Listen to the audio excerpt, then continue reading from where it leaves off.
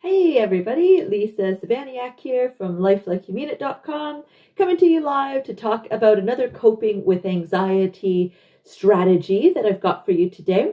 This one is a really practical application. We're going to talk about using some aromatherapy or scents, really, right? Any kind of scent that calms you down. For example, we all know that there are a lot of different scents out there that will trigger a memory, for example, right? So I've got a really great one with vanilla that for whatever reason reminds me of my grandma who has passed.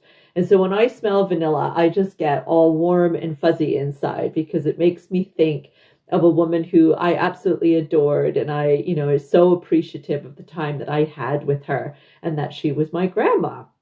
So, whenever I smell, sorry, I forgot to turn my ringer volume off. Whenever I smell vanilla, it just makes me feel all warm and fuzzy inside. So if you know that you've got some certain scents that are like that for you, then I'm suggesting, if you're suffering with anxiety, that one of the things that you can do is kind of stockpile these scents, right? Like vanilla, I have a vanilla candle that somebody gave me ages ago, and I always forget that I have in terms of lighting it, but I always remember that I have it when I'm starting to feel a little bit stressed and I want to remind myself of that loving feeling with my grandma. And so I'll go and I'll sniff the candle, right? So there are some actual practical aromatherapy type oils. Like, I'm a big fan of doTERRA, so all of my stuff is doTERRA, but I use lavender.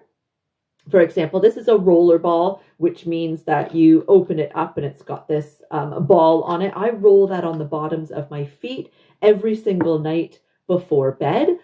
Because lavender has a very calming effect. It calms your mind, right? It helps you with getting rid of that kind of mental mind chatter, which for me, when I go to bed, that's when mine springs up. And so that's always my go-to for bed, whether I feel like I'm under anxiety or not, it doesn't matter.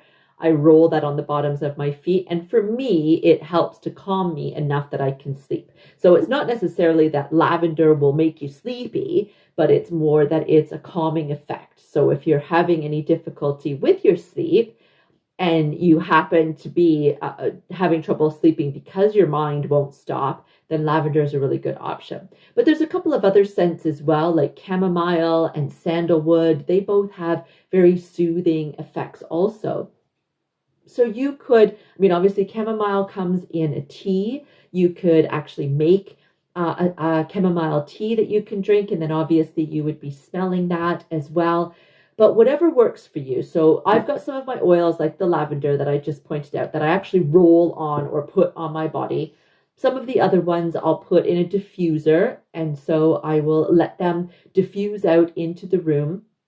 And then other ones, I will just literally just uncap them and kind of take a whiff of them and then cap them back up. So it depends on what I'm looking for. And it also depends on my hubby, because we're not always synchronized, right? So what I might need might not be what he needs. So sometimes diffusing it in the room that we're both going to be in isn't actually the most ideal thing. So if it's a safe oil to actually put on my skin, then I'll actually do that.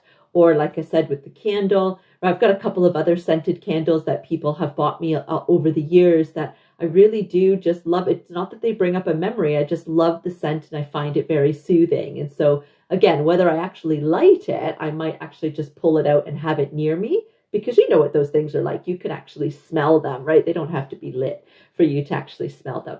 So my whole strategy for this coping with anxiety series that I've been delivering to you is to be giving you tangible things that you can do, different ideas to help you in the moment when you're in the grips of anxiety, as well as tools that you can use throughout each day to kind of start new habits and shift the way that you perceive things and shift your mindset, so that overall you are struggling less with anxiety over time.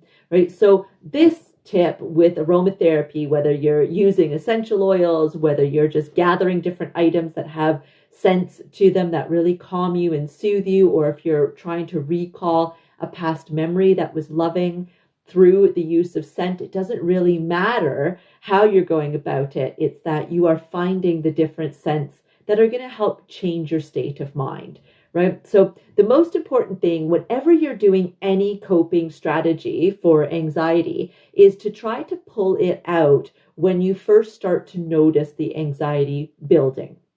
So rather than waiting to that you're at the peak of anxiety and then pulling out all of the strategies, get better at being able to recognize and know your own cues for the fact that you're starting to feel those early stages. And this is actually a lot more difficult than what it seems, because honestly and truly, sometimes we don't actually recognize that a symptom that we have is actually an early warning sign for anxiety, because sometimes those symptoms don't seem to be related at all. So it might be worth actually having a journal and just making some points down when you do notice that you are really anxious, to actually just reflect back and what were you thinking, what were you doing, what were you eating, what were you saying, what was going on a couple of hours before you really noticed that anxiety. And it might be that it takes you several days to do this or several weeks to do this before you look back and you start seeing some common denominators here. And so hopefully what you'll find is some of your triggers so that you can help to try to eliminate or reduce those triggers.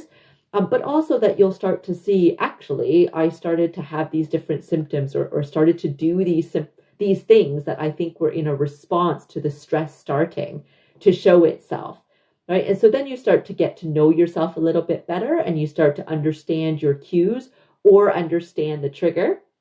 And then when you realize that you're facing that, or you're starting to experience some of your cues, you can start to pull out these coping strategies like aromatherapy, or like deep breathing, or like any of the others that we've talked about. So head on over to my IGTV. I think I've got about 16 videos on there now. If you're watching this on Facebook or YouTube, then I've got a whole playlist. Facebook, of course, I've got all these same videos there as well. So please help yourself, have a look, share them out, give your comments. Let me know what's working for you. Let me know of things that I haven't talked about that work for you. And let me know what you've done of the tips that I've given that you've tweaked so that they work best for you, because I love to know that kind of stuff. And I think that really helps other people to see those types of comments as well. I hope this is helping.